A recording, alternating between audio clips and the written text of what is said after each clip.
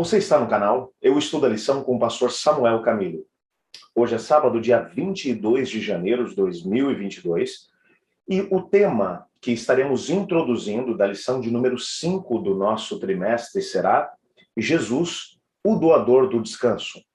O texto que serve como base para o nosso estudo de hoje encontra-se na carta aos Hebreus, no capítulo 4, verso 9, que diz: portanto, resta um repouso sabático para o povo de Deus.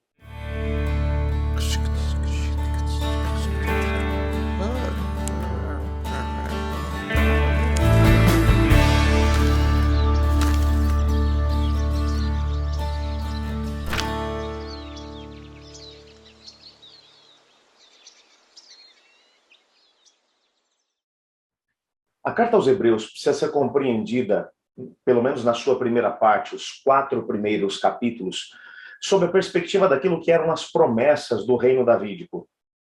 Quando olhamos para o Antigo Testamento, nós percebemos que o Senhor Deus havia prometido que ele não apenas firmaria o reinado de Davi, mas também, bem como dos seus descendentes, até que viesse o Messias, que seria o descendente direto de Davi, e que ele traria paz e estabilidade para o governo, para o país. E esse tempo de paz e prosperidade que ele traria descanso para as pessoas. Essa mesma imagem, ela é importada pelo autor da carta aos Hebreus, agora para os capítulos 3 e 4. Se você olha o capítulo 1 e 2, você percebe nitidamente o esforço do autor de mostrar que quem é Cristo Jesus? Ele é Deus pré-encarnado, ele é aquele no qual se cumprem todas as profecias relacionadas ao Messias. Ele é Deus, mas ele é homem, ele é o descendente de Davi. Portanto, nele, todas as profecias relacionadas ao reino davídico, de estabilidade, de poder, de força, de soberania, acabam encontrando o seu cumprimento.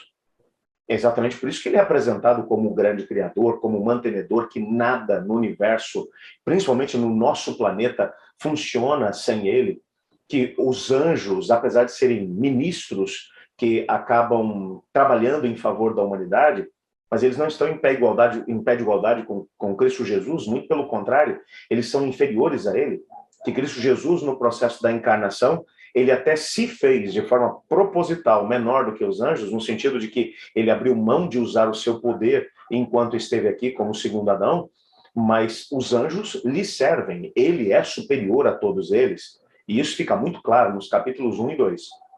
Mas agora, quando nós chegamos, finalmente, nos capítulos 3 e 4, as promessas relacionadas à entronização de Cristo Jesus, ok? Do Messias. Ele é o descendente de Davi, e isso está aprovado nos capítulos 1 e 2. Agora, o que ele tem que fazer? Bom, ele vai trazer descanso. Por isso, logo na sequência, vão aparecer alguns textos que vão falar exatamente sobre essa coisa do descanso. Aliás, quando você olha os mandamentos, os 10 mandamentos, eles vão aparecer de forma completa em dois lugares na Bíblia. O primeiro deles, o clássico que a gente mais usa, Êxodo capítulo 20, a partir do verso 1. Muito bem. Mas na repetição da lei, no livro de Deuteronômio, e tivemos a oportunidade de estudar sobre isso no trimestre passado, lá no capítulo 5 nós encontramos a repetição dos mandamentos.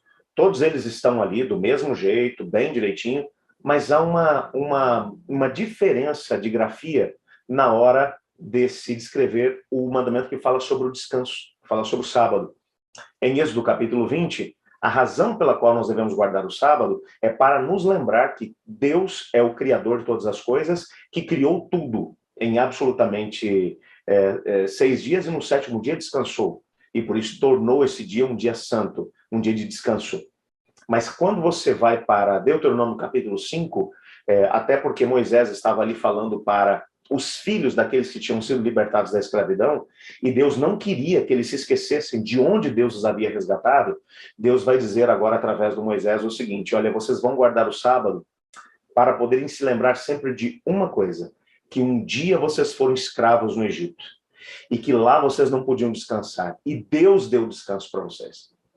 Essa imagem, ela é importante ser lembrada, porque aqui na carta aos Hebreus, quando a palavra descanso vai ser aqui apresentada pelo autor, inclusive no texto que serve como o texto áureo da nossa semana, que vai falar sobre o descanso. Há um descanso, há um sábado de descanso, há um sábado. A palavra descanso é a palavra sábado.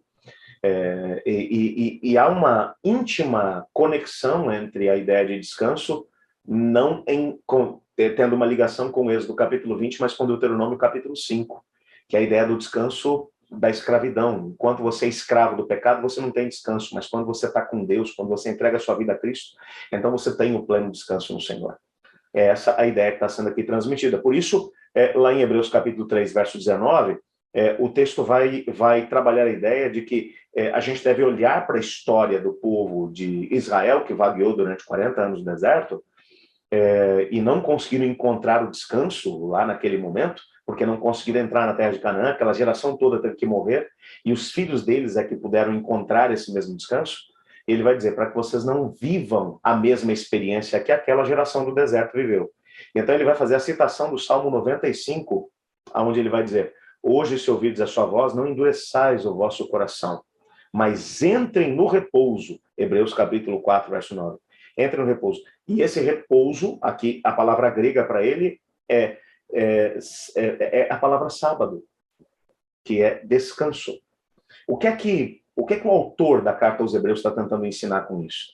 Como essa junção de descanso, como essa junção do termo descanso, ela deve ser compreendida na perspectiva da aliança que o Senhor Deus tem com o seu povo. O que o fato de termos a garantia de que Cristo Jesus é o Messias, de que nele se cumprem todas as promessas davídicas, do reino davídico, e ele foi entronizado, como ele pode nos colocar no descanso e qual é o papel que se espera de cada um de nós. É isso que a gente vai ter oportunidade de estudar durante essa semana. Bom, enquanto isso, eu gostaria de orar, pedindo a Deus para que nos ajudasse a compreender exatamente isso, e podermos viver essa realidade do descanso em Cristo. Ore comigo. Obrigado, Senhor, por tua palavra, e porque nela descobrimos que o Senhor tem um descanso especial para nós. Ajuda-nos nessa semana a entender esses conceitos, pois é em nome de Jesus que oramos. Amém.